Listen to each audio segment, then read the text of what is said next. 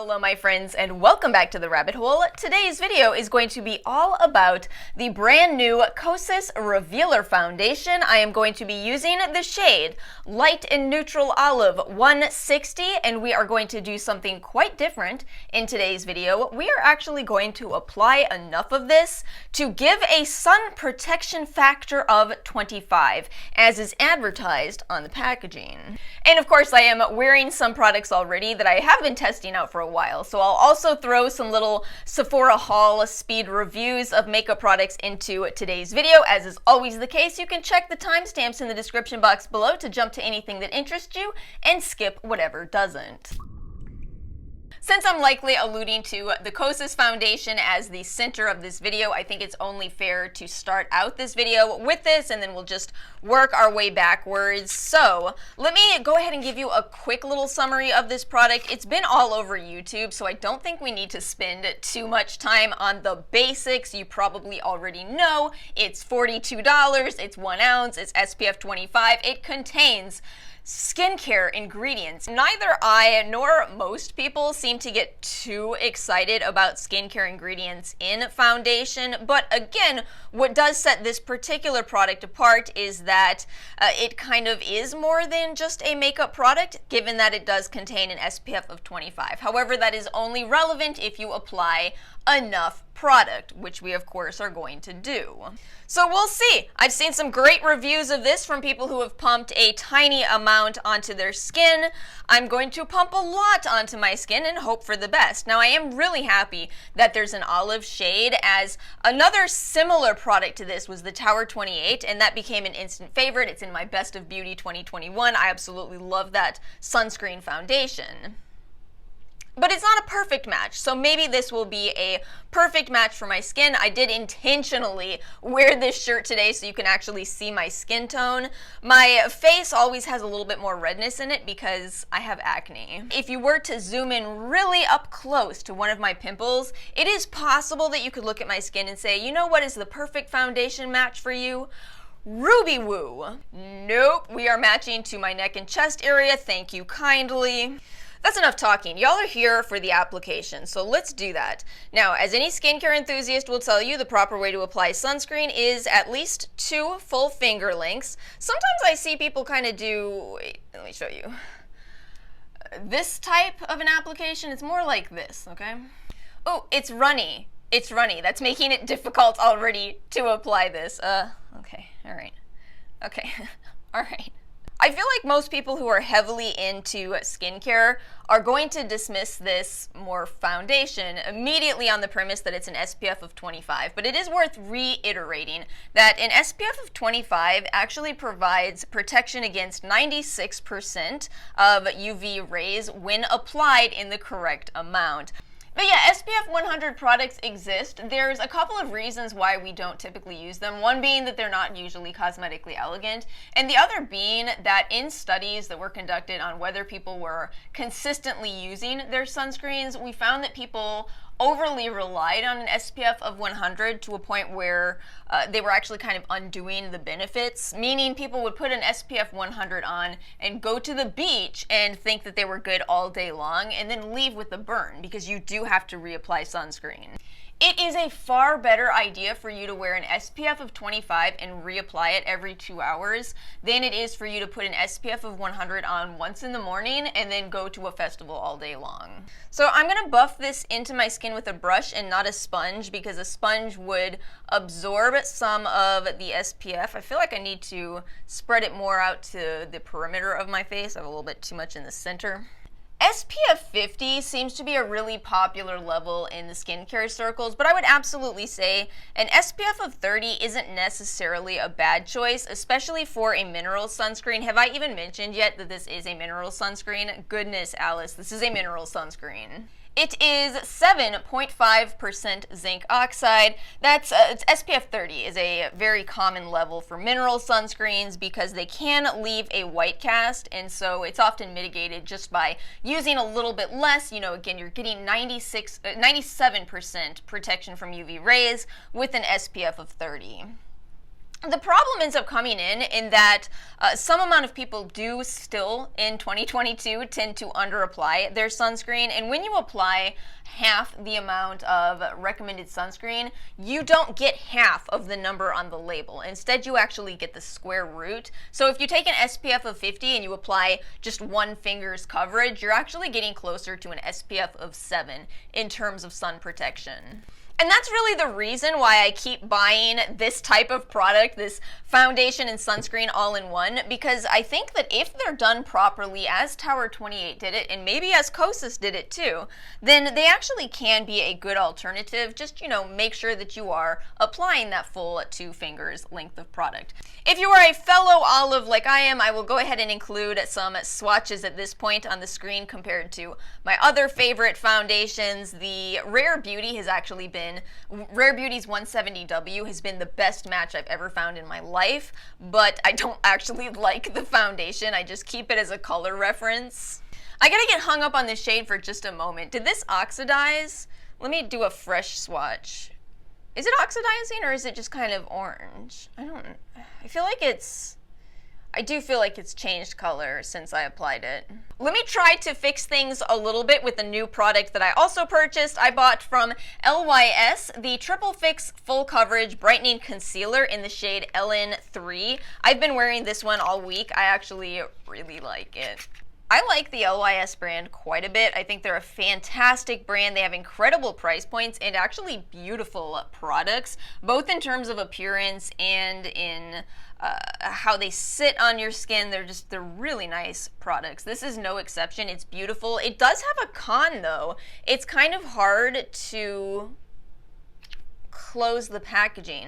That's the first time I've ever seen such a loud and apparent con with an LYS Beauty product. However, it's that exact type of concealer that I like. It's medium coverage, meaning I can actually kind of go heavier on it. So if you're somebody who tends to just have a bit of a knack for applying your concealer more heavily, you might actually really like this one. Oh yeah, y'all can feel free to make fun of me. I'm currently using the sample of the Beauty Blender. I found it in my sample stash and I was like, you know what? That actually looks like it would be a great under eye concealer Beauty Blender.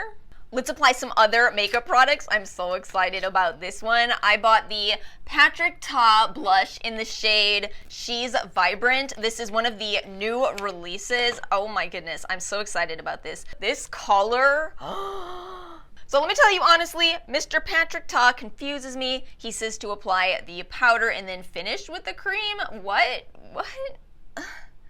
But I'm going to do that. I'm going to try that, and I'm going to try to not go overboard with this because it is such a bright and bold color, but I think applying the right amount will actually look gorgeous. Exercise self-control, Alice. Exercise self-control, Alice. I want so much blush. Okay, now to get to blending, I like to blend my blush upwards. Oh, this mascara, I'll give you a commentary on it, but it is running all over the place. Okay, we'll get to that in a moment. So is the logic of this system so you get more of a sheen at the end? I already have a sheen because I put a 1/4 teaspoon of sunscreen on my face. All right, Faith, Trust, and Pixie Dust.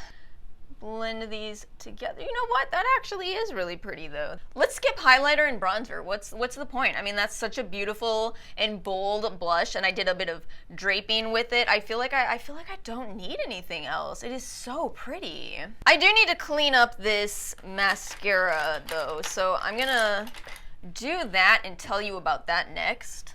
That's another product that I got in PR. Here's the deal with this one. So if the sole characteristic that you're looking for in mascara is the most grippy and extremely enjoyable to hold packaging, then you, my friend, will love the Rise Mascara. So you've got a curved wand on this made of natural bristles. It is actually quite nice for lifting your lashes. This is 3 coats today, by the way. But the problem is, because of the curve, when you go to put it back in the tube, it goes absolutely everywhere.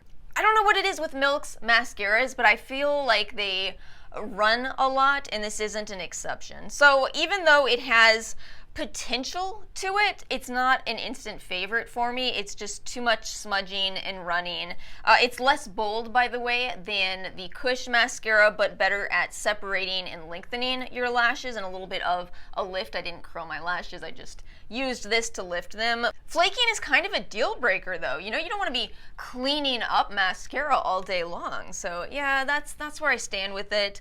Nice packaging. Nice packaging. That's the best part. I have one more makeup product to try on and then we're calling this a look. So Merit was kind enough to send me their brand new signature lipsticks, and you probably saw me talk about Baby last week. I'll put up the picture of wearing it. It is so beautiful. Have you all noticed? Have you noticed that companies are coming out with lipstick for the first time in ages? I suspect that what happened is companies were working on coming out with better lipstick formulas, but then you all know what happened, right? You all know, you know? Let's use the shade Millennial, which I totally picked out because of the name. I'm just letting you know. I'm going to do a quick swatch of this first so I can find the right lip liner. Can you see how hydrating this is, even in just the swatch? It is a very, very comfortable and emollient lip product to wear. It's so pretty. Do you all have to do this? Do you take out all of your lip liners so you can find a good match before you put on a lipstick? There I go, making messes again. Do you think this will work? It's not quite as pink as Millennial, but I think it'll be a good base. That's Charlotte Tilbury's Pillow Talk. I use this one all the time. Oh my goodness, this one is so pretty too. I am so happy that this kind of pink tone is now in because I love, love, love, love pink lipstick. Oh my goodness, I love it. We're gonna call this the complete look. I did want to make sure I tell you about the Valentino eyeshadow palette I'm wearing today. This one is called the Color Flip.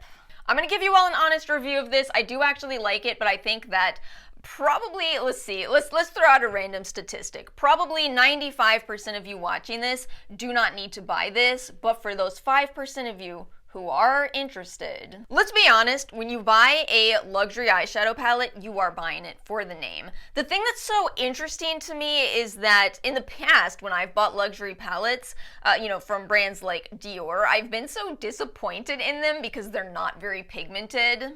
I'm gonna get a real up close shot. Oh, that's the Lonely Hearts Club band up there. I'll get to really close in for this one. So you can see these shadows in there. They're very soft. They're actually very soft. They feel kind of like Natasha Denona. And what's pretty neat about this is you can actually lift this part up and you get 4 more shades underneath.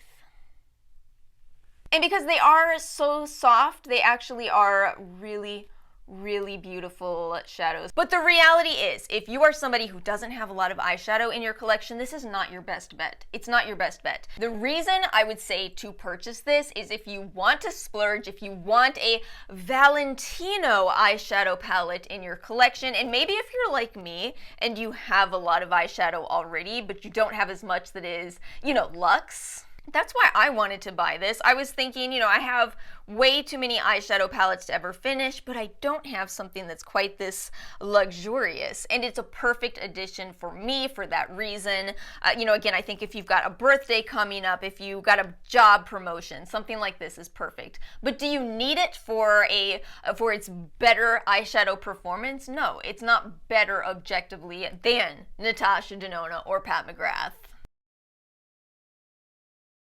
I'm back. It's been about 3 hours and we are apparently doing an impromptu wear test because I'm just gonna be honest with you, this did not go how I expected it to. It went way better.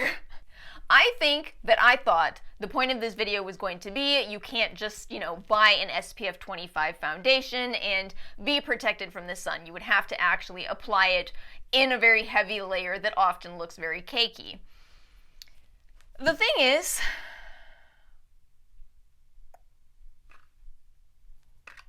this looks great.